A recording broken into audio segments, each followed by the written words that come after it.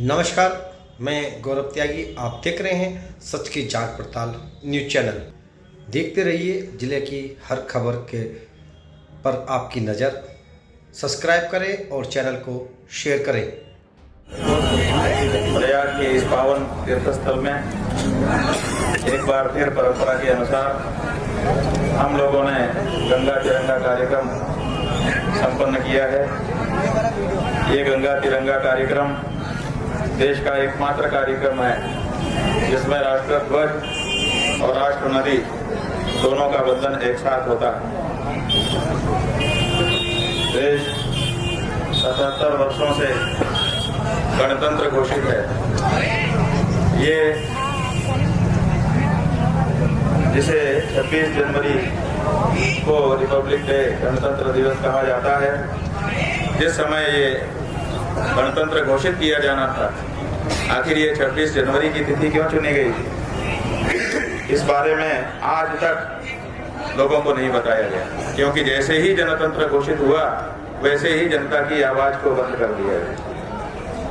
जब देश को गणतंत्र घोषित करना था, संविधान हमारा निर्मित हो चुका था, उसको स्थापित करना था। 15 अगस्त 1947 को ही देश स्वतंत्र घोषित हो गया था। लेकिन 26 जनवरी 1950 को देश गणतंत्र इसलिए घोषित हुआ, इसी बीच में संविधान का निर्माण हो रहा था। यह तय किया गया किसी ऐसे दिन देश को गणतंत्र घोषित किया जाए जिसका भारत के इतिहास में एक अलग महत्व हो। और तब उस समय के जो हमारे देश के विद्वान थे, उन्होंने कहा इसके लिए भीष्म अष्टमी से बड़ा दूसरा कोई पर्व नहीं हो सकता। भीष्म अष्टमी क्यों? क्योंकि भीष्म ऐसे हमारे महानायक हुए हैं जो राष्ट्र की प्रतिष्ठा के लिए लंबे समय तक कार्य करते रहे और जिनको धर्म का भी परम ज्ञान था। तो राष्ट्रवादी व्यक्तित्व, जिसको धर्म का भी समग्र ज्ञान हो, ऐसे व्यक्ति की जो जन्म जयंती है, उस दिन भारत को गणतंत्र घोषित किया गया। लेकिन दुर्भाग्य की बात है कि अगर हम आपसे पूछें कि बताओ ये 26 जनवरी ही क्यों चुनी गई, तो आप लोग कहेंगे कि ये तो हम नहीं जानते। लेकिन उस समय तक भारत में तिथियों का महात्म्य था, क्योंकि अंग्रेजी तिथियां लागू करना चाहते थे, लेकिन भारत के लोग अपनी भारतीय तिथियों से स्नेह प्रेम करते थे। लेकिन अंग्रेजों के जाने के बाद हमारी सरकारें इतना बड़ा अंग्रेज बनी कि उन्होंने अपनी भारतीय तिथियों को बुला दिया। आज किसी को याद नहीं है भारत में कि आज भीष्माष्टमी का पर्व है, और भीष्म को प्रतीक पुरुष के रूप में, शला का पुरुष के रूप में याद रखने के लिए भारत का भविष्य भीष्म की तरह अपने राष्ट्र की संरक्षा के लिए भीष्म प्रतिज्ञा करेगा। ये जो भाव इस दिन के लिए रखा गया था, उस भाव को ही भारत की जनता भूल गई। क्यों? क्योंकि यहाँ के हुक्मरानों ने, शासकों ने जनता के सामने ये तथ्य कभी रखे ही नहीं। इसलिए अब आवश्यकता आ गई है कि भारत को फिर से भारत बनाया जाए। बंधुओं, भारत इंडिया बना और इंडिया के बाद अब न्यू इंडिया बन रहा है। भारत से भारतीयता गायब हो रही है। ना भारत में भारत की भाषा चल रही है, ना भारत में भारत की भूषा चल रही है, ना भारत में भारत के भाव हैं। भारत के जितने पूर्व विद्वान हैं वो सब के सब बुला दिए गए हैं, और जो भारत के नहीं है उन्हीं को याद किया जा रहा है। हमारी पूरी की पूरी जीवन शैली भारतीयता से जो ओतप्रोत थी, आज उसको बदल दिया गया है। और अब हालत ये है कि अब तो उन सनातन शास्त्रों को लेकर के चलने वाले जो थोड़े से लोग बचे हैं, उन पर भी प्रहार किया जा रहा है। ये जो माघ मेले में आपके शंकराचार्य के ऊपर, आपके दंडी स्वामियों, ब्रह्मचारियों, भटकों, महिलाओं और वृद्धों के ऊपर प्रहार किया गया, ये उसी की एक कड़ी है। नकली हिंदू आ गए हैं मार्केट में, और वो हिंदू का नाम लेकर के पूरे देश को दूसरी ही दिशा में लेकर के जा रहे हैं। जिन गौ माता के लिए हिंदुओं ने इतिहास में जाने कितनी संख्या में अपने प्राण गंवा दिए कि गौ रक्षा करेंगे, गौ रक्षा करेंगे।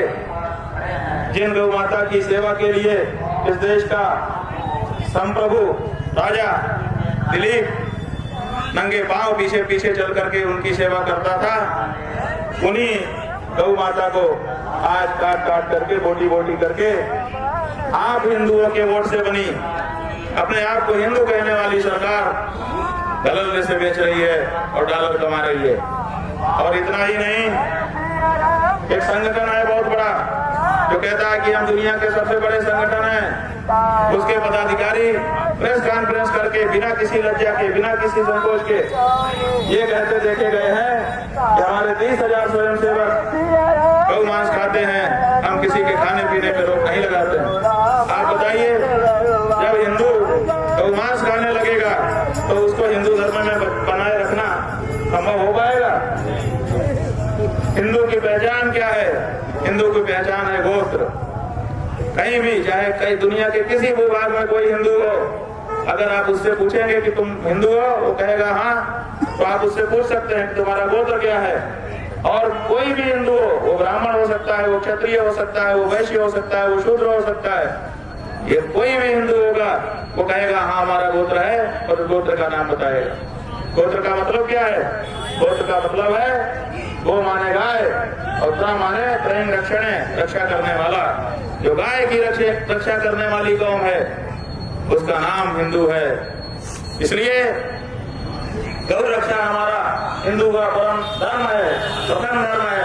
हमारे घर में आज भी जब रोटी बनाई जाती है तो सबसे पहली रोटी हमारे भगवान की भी नहीं होती, हमारे गुरु की भी नहीं होती, हमारे घर के बड़े बुजुर्ग की भी नहीं होती, हमारे बच्चों की भी नहीं होती। सबसे पहली रोटी हमारी किसके लिए होती है? क्यों? इसका क्या मतलब है? इसका मतलब है कि गाय हमारे लिए भगवान से भी बढ़कर है, गुरु से भी बढ़कर है, और सबसे बढ़कर है। उसी गाय की निरंतर हत्या हो रही है और आप चुप हैं।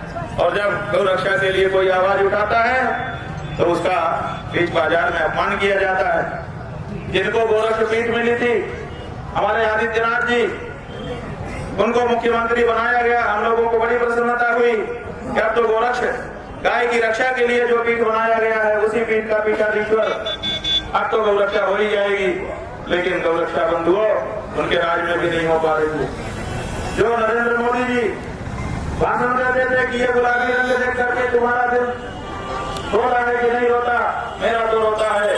आज 12 वर्षों से सत्ता में बैठे हैं, बहुमत की सत्ता लेकर के, हिंदुओं के वोटों से वो सत्ता में बैठे हुए हैं, लेकिन गाय का रक्षा करना तो दूर, गौ हत्या बंद करना तो दूर, गौ माता की हत्या को बढ़ावा दे दिया। गौ मांस के निर्यात में भारत इस समय सर्वप्रथम होने के लिए स्पर्धा कर रहा है, दूसरे नंबर पर है, तब पहले नंबर पर चला जाएगा कोई नहीं कह सकता है। ये आप हिंदुओं की हालत है। इसलिए आज के गणतंत्र दिवस के इस पावन पर्व पर जब हम लोग प्रयाग की इस पावन धरती में गंगा तिरंगा कार्यक्रम मना रहे हैं, अब हमको संकल्प लेना होगा कि हम किधर रहना चाहेंगे। आज लड़ाई मुसलमान हिंदू के बीच नहीं है, आज लड़ाई अंग्रेज और भारतीय के बीच में नहीं है, आज लड़ाई नकली हिंदू और असली हिंदू के बीच में आ चुकी है। नकली हिंदू हम क्यों कह पा रहे हैं? आप कहेंगे कि आप किसी को भी कुछ भी कह देंगे, कैसे चलेगा? हम किसी को भी कुछ मनमाने ढंग से नहीं कह देंगे। प्रमाण है। प्रमाण क्या है? प्रमाण यही है कि सत्ता में रहकर भी गौ माता की हत्या को बढ़ावा देना, ये सच्चा हिंदू कर सकता है।